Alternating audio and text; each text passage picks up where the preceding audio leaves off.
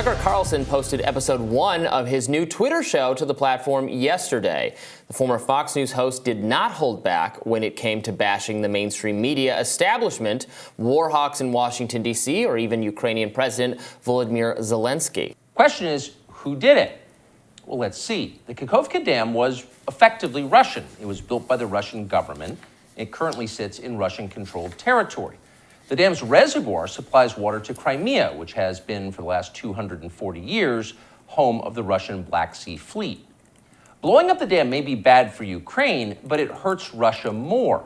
And for precisely that reason, the Ukrainian government has considered destroying it. In December, the Washington Post quoted a Ukrainian general saying his men had fired American-made rockets at the dam's floodgate as a test strike. So really, once the facts start coming in, it becomes much less of a mystery what might have happened to the dam. Any fair person would conclude that the Ukrainians probably blew it up, just as you would assume they blew up Nord Stream, the Russian natural gas pipeline, last fall. And in fact, the Ukrainians did do that, as we now know. It's not like Vladimir Putin is anxious to wage war on himself. Oh, but that's where you're wrong, Mr. and Mrs. Cable News consumer. Vladimir Putin is exactly that sort of man, the sort of man who'd shoot himself to death in order to annoy you. We know this from the American media, which wasted no time this morning in accusing the Russians of sabotaging their own infrastructure. As of this morning, the video has raked in over 63 million views and reportedly 20 million views within the first 24 hours. So, Tucker, they're obviously discussing this dam demolition that has a somewhat similar kind of narrative framing as Nord Stream, with a lot of initial blaming on Russia and some people asking questions about whether that's actually most likely along the lines that Tucker is doing there, asking whether, in fact, it was the Ukrainians. So that is... that's the kind of, I think that's a very valid line of inquiry, and the kind of, narrative that the mainstream media is totally uninterested in telling. This is like the best case for a Tucker-type programming that actually asks these questions that most people are thinking and wondering, but the very pro-Ukraine, pro-Zelensky consensus in mainstream media is not willing to explore very carefully. Yes, let's get into some of the kind of brass tacks of this. The whole clip was about 10 minutes long, which in my recollection is somewhat shorter than his normal monologues in the Fox News context, and definitely shorter than the show in his entirety, because there was, at least for this first episode, no interview portion of the show. That might be about a monologue. Maybe it can go up to 12 minutes or so. Some of them would go rather long. I've definitely watched monologues that were closer to 20 minutes long, but I don't know if those were anomalous or not. So format-wise, you're already having that shift. I saw some commentators say that they thought that Tucker seemed less impressive. I think this was Taylor Lorenz, who said that without the Fox kind of graphics and infrastructure and formatting, that he seemed less impressive, like a man sitting in a room with a camera that wasn't distinguished. That's all we are. No, but that's exactly the point that she was making, that it was indistinguishable from your average podcaster and is part of the magic of Tucker Carlson, bringing the kinds of views that can be fringe but are very common on the internet into the mainstream. And is it still as powerful outside of that mainstream context? Without the production values. No, without having the platform of a mainstream show whose views often were not Tucker's views. So the magic of Tucker Carlson, is it really that he's saying what he's saying, or more so that he's saying what he's saying on a mainstream news platform beamed into regular normie Americans' homes, as opposed to people who are going on the internet to find whatever information? I saw that Taylor tweet. I thought she and other people making this criticism were essentially saying, no, it needs, what about the graphics and the B-roll and all that kind of stuff, the sprucing it up, making it look good. It's both. So what do you think about both aspects of that? I mean, I don't know. I bet people who enjoy Tucker were probably also entertained and enjoying what they were watching on the Twitter version. Obviously, high production values help. We try to improve our show. There's a nice little graphic, has my name on the screen right now. They just made it go away. All that kind of stuff makes it better. It's important. But ultimately, I think the content is king. And if it's the same content. So there were also I don't agree, basically. Yeah, there were these content criticisms as well. Mehdi Hassan chimed in, noting that it was ridiculous in his view for him to have come out immediately talking about 9/11 trutherism and aliens. That was Mehdi's takeaway. Right, overlooking this very legitimate questions about how this dam was destroyed, the kind of good journalism, skepticism, and scrutiny that you would like someone like a Mehdi Hassan to be able to do on his own show, but specifically I mentioned the aliens and the 9/11 trutherism. He finished with some of that. I think we've got another clip. Let's play it. On the front page of the New York Times website this morning, there were 5 stories about Ukraine, as well as 4 stories apiece about Donald Trump, trans people, and climate change, the usual lineup. There was nothing at all about how an alien species is flying hypersonic aircraft over our cities. Not one word. So if you're wondering why our country seems so dysfunctional, this is a big part of the reason. Nobody knows what's happening. A small group of people control access to all relevant information, and the rest of us don't know. We're allowed to yap all we want about racism, but go ahead and talk about something that really matters and see what happens. If you keep it up, they'll make you be quiet. Trust us. Yeah, I mean, he's getting at something I've complained about, the routine overclassification of government documents and secrets that you're not privy to, that we don't know what's going on, that our federal bureaucracy is totally out of control, and our law enforcement is totally weaponized.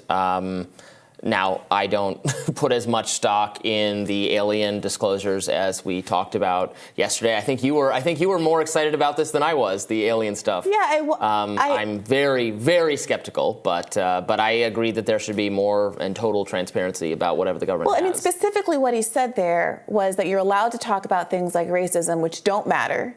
But we are willing to talk about, we are restricted from talking about aliens, which presumably do matter. And as much as I think it's perfectly plausible that aliens have landed, and I don't have any issue with talking about that sort of thing, I am rankled by the zero-sum game framing of that, as though it's a problem to be talking about racism.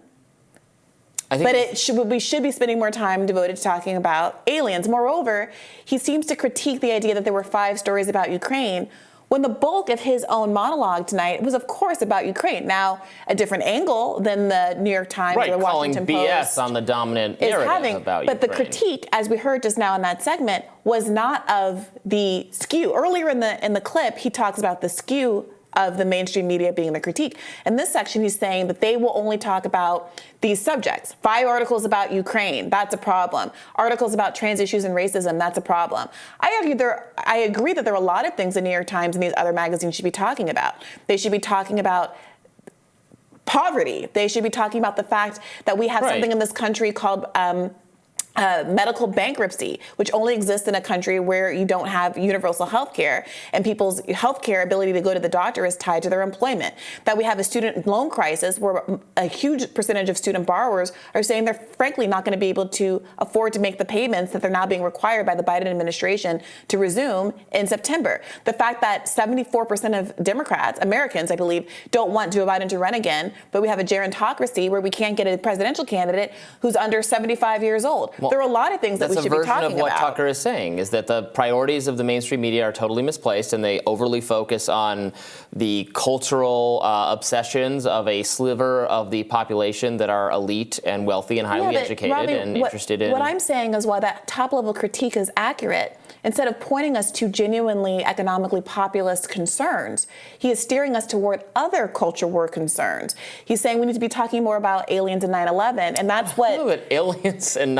I don't agree on 9/11 trutherism at all. I don't know that that's culture war concerns. In fact, I actually saw a lot of conservatives on Twitter complaining about the alien story because it's distracting from the culture war, saying that aliens get injected into the narrative every time culture warriors are making progress because it's distracting. So Tucker Carlson's not in line with the broader Republican audience, you're saying? I'm saying he's not in line with these very online right-wing people who were saying that. But again, most of the show, what he spent on his Twitter show, the time he spent, was on I think you agree, a legitimate Ukraine, the dam explosion, from a non-establishment, independent perspective that is actually cross-ideological, this is the suspicions shared by very right-wing people and leftists and libertarians and independent people who know that mainstream coverage of what's going on in Ukraine has just been utterly propagandistic and one-sided.